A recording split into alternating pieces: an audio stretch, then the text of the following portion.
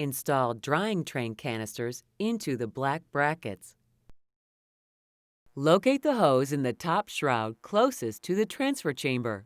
Connect the hose to the valve on the transfer chamber labeled VAC.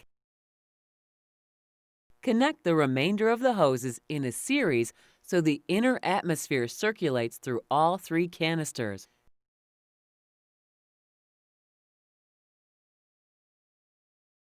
Connect the bottom hose to the remaining hose on the top shroud.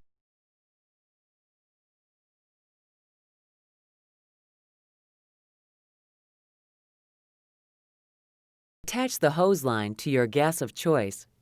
We recommend using the key cock valve on the transfer chamber. You may purge the glove box with the dry nitrogen or the recommended anaerobic gas. Remember to use a pressure reducer and reduce the incoming pressure down to about 10 to 15 psi. Open the inner door to the transfer chamber slightly.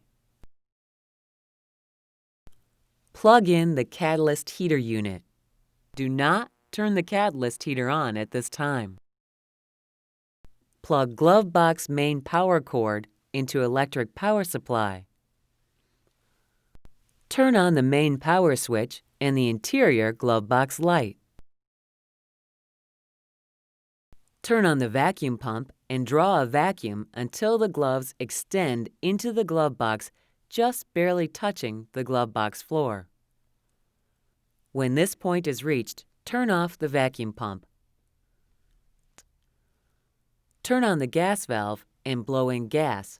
Blow in the gas until the gloves extend out of the glove box about 14 to 18 inches or 35 to 45 centimeters.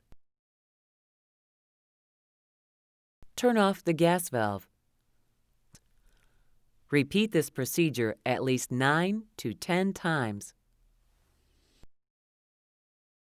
Turn on the heater and set to desired temperature. It is preset at the factory for 35 to 37 degrees centigrade.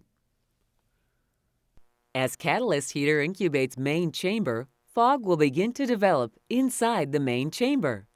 The heat from the catalyst heater, plus palladium and hydrogen from the anaerobic gas mixture, is reacting with the trace amounts of oxygen inside of the chamber, creating H2O, or fog. At this point, you will begin to see water vapor build up on the inside walls of the glove box. This means the chemical reaction is working and the internal levels of oxygen are being reduced. Turn on the drying train. When drying train is turned on, the ball in the flow meter should rise.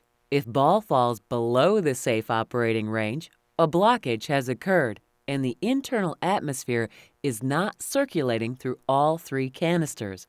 This is caused from improper hose connections or saturated molecular sieve. For saturated molecular sieve, see Operator's Manual for instructions on how to rejuvenate. The drying train will remove excess amounts of water vapor inside the glove box. Once the vapors are removed and the chamber is clear, your glove box is anaerobic. Turn off the drying train system. You may now begin your research activities. The U.S. Centers for Disease Control protocol requires a 3-step purge cycle when using the transfer chamber. To begin, place desired materials into the transfer chamber and lock the outer door. Step 1. Turn on the vacuum pump and draw a vacuum to about negative 18 to 20 inches of mercury. Turn off vacuum pump. Step 2. Open the N2 gas valve and blow in gas until the gauge indicates 0. Step 3. Repeat this sequence at least 3 times.